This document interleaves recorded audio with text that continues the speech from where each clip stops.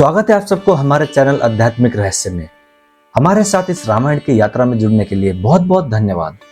अगर आप पहली बार हमारे चैनल पे आए हो तो प्लीज चैनल को सब्सक्राइब जरूर करें। तो चलिए शुरू करते हैं। अयोध्या कांड 10वां सर्ग।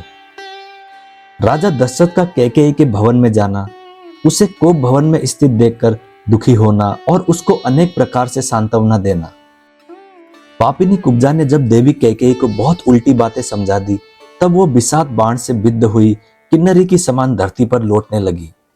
मंथरा के बताए हुए समस्त कार्य को ये बहुत उत्तम है, ऐसा मन ही मन निश्चय करके बातचीत में कुशल भामिनी कैकेयी ने मंथरा से धीरे धीरे अपना सारा मंतव्य बता दिया। मंथरा के वचनों से मोहित एवं दीन हुई भामिनी कैकेयी पूर्वोक्त निश्चय करके नाग कन्या की भांति गर्म और लंबी सांस खींचने लगी और 2 घड़ी तक अपने लिए सुखदायक मार्ग का विचार करती रही। और वो मंथरा जो कैकेयी का हित चाहने वाली सुहद्र थी और उसी के मनोरथ को सिद्ध करने की अभिलाषा रखती थी, कैकेयी के उस निश्चय को सुनकर बहुत प्रसन्न हुई, मानो उसे कोई बहुत बड़ी सिद्धि मिल गई हो। तदंतर रोष में भरी हुई देवी कैकेयी अपने कर्तव्य का भली भांति निश्चय कर मुखमंडल में स्थित भौहों को टेढ़ी करके धरती पर सो गई। और क्या करती, अबला ही तो थी। तदंतर कैकेयी राजकुमारी ने अपने विचित्र पुष्पहारों और दिव्य आभूषणों को उतारकर फेंक दिया। वे सारे आभूषण धरती पर यत्र तत्र पड़े थे। जैसे छिटके हुए तारे आकाश की शोभा बढ़ाते हैं, उसी प्रकार फेंके हुए वे पुष्पहार और आभूषण वहां भूमि की शोभा बढ़ा रहे थे। मलिन वस्त्र पहनकर और सारे केसों को दृढ़ता पूर्वक एक ही वेणी में बांधकर कोप भवन में पड़ी हुई कैकेयी बलहीन अथवा अचेत हुई किन्नर के समान जान पड़ती थी। उधर महाराज दशरथ मंत्री आदि को श्री राम के राज्याभिषेक की तैयारी के लिए आज्ञा दे सबको यथा समय उपस्थित होने के लिए कहकर रनिवास में गए। उन्होंने सोचा, आज ही श्री राम के अभिषेक की बात प्रसिद्ध की गई है, इसीलिए यह समाचार अभी किसी रानी को नहीं मालूम हुआ होगा। ऐसा विचार कर जितेंद्रिय राजा दशरथ ने अपनी प्यारी रानी को यह प्रिय संवाद सुनाने के लिए अंतःपुर में प्रवेश किया। उन महायशस्वी नरेश ने पहले कैकेयी के श्रेष्ठ भवन में प्रवेश किया, मानो श्वेत बादलों से युक्त राहु युक्त आकाश में चंद्रमा ने पदार्पण किया हो। उस भवन में तोते, मोर, क्रोच और हंस आदि पक्षी कलरव कर रहे थे। वहां बागों का मधुर घोष गूंज रहा था। बहुत सी कुब्जा और बौनी दासियां भरी हुई थी। चंपा और अशोक से सुशोभित बहुत से लता भवन और चित्र मंदिर उस महल की शोभा बढ़ा रहे थे। हाथी दांत, चांदी और सोने की बनी हुई बेदियों से संयुक्त उस भवन को नित्य फूलने फलने वाले वृक्ष और बहुत सी बावड़ियां सुशोभित कर रही थी। उसमें हाथी दांत, चांदी और सोने के बने हुए उत्तम सिंहासन रखे गए थे। नाना प्रकार के अन्न, पान और भांति भांति के भक्ष्य भोज्य पदार्थों से वो भवन भरा पूरा था। बहुमूल्य आभूषणों से संपन्न कैकेयी का वो भवन स्वर्ग के समान शोभा पा रहा था। अपने उस समृद्धशाली अंतःपुर में प्रवेश करके महाराज दशरथ ने वहां की उत्तम स्याह पर रानी कैकेयी को नहीं देखा। काम बल से संयुक्त हुए नरेश रानी की प्रसन्नता बढ़ाने की अभिलाषा से भीतर गए थे। वहां अपनी प्यारी पत्नी को न देखकर उनके मन में बड़ा विषाद हुआ और वे उनके विषय में पूछताछ करने लगे। इससे पहले रानी कैकेयी राजा के आगमन की उस बेला में कहीं अन्यत्र नहीं जाती थी। राजा ने कभी सूने भवन में प्रवेश नहीं किया था, इसीलिए वे घर में आकर कैकेयी के बारे में पूछने लगे।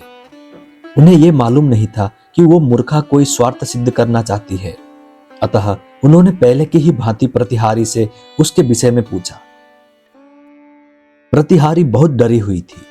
उसने हाथ जोड़कर कहा, देवी कैकेयी अत्यंत कुपित हो कोप भवन की ओर दौड़ी गई है।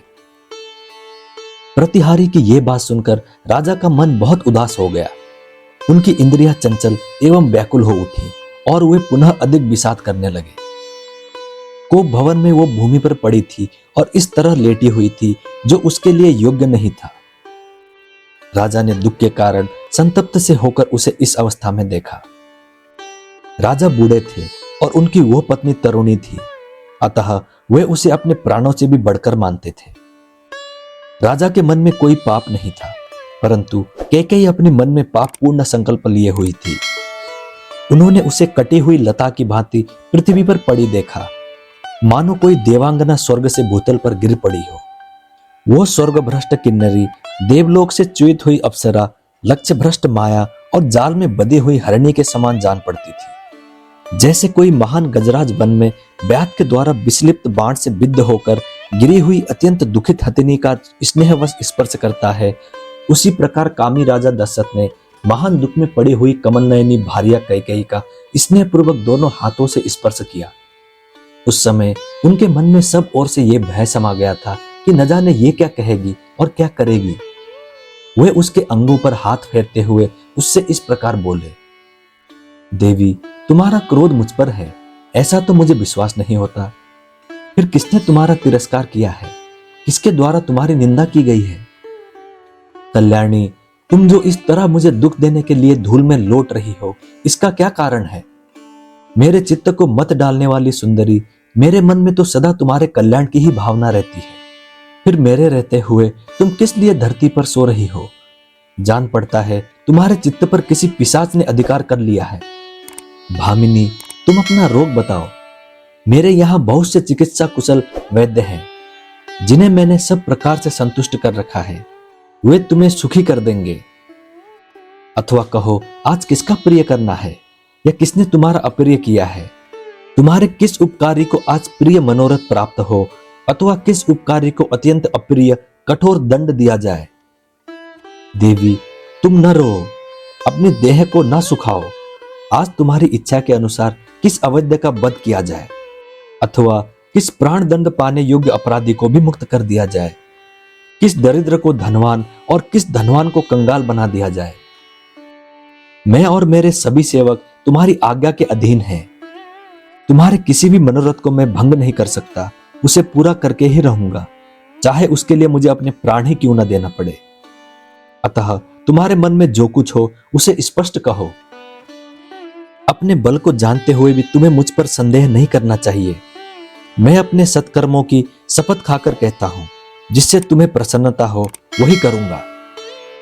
जहां तक सूर्य का चक्र घूमता है वहां तक सारी पृथ्वी मेरे अधिकार में है।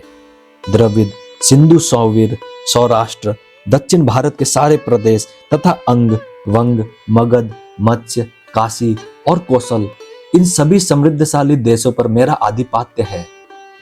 कैकेयी राजनंदिनी, उनमें पैदा होने वाले भांति भांति के द्रव्य, धन धान्य और बकरी भेड़ आदि जो भी तुम मन से लेना चाहती हो वो मुझसे मांग लो। भीरू, इतना कलेश उठाने प्रयास करने की क्या आवश्यकता है? शोभने, उठो उठो। कैकेयी, ठीक ठीक बताओ, तुम्हें किससे कौन सा भय प्राप्त हुआ है?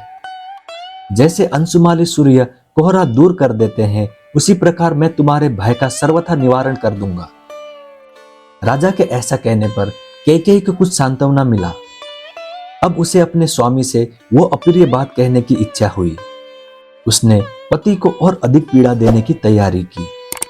इस प्रकार श्री वाल्मीकि निर्मित आर्ष रामायण आदि काव्य के अयोध्या कांड में 10वां सर्ग पूरा हुआ। मैं उम्मीद करता हूं श्री राम जी आपकी सारी मनोकामनाएं पूरी करें। जय श्री राम, जय हनुमान। अब मिलते हैं अगली वीडियो में।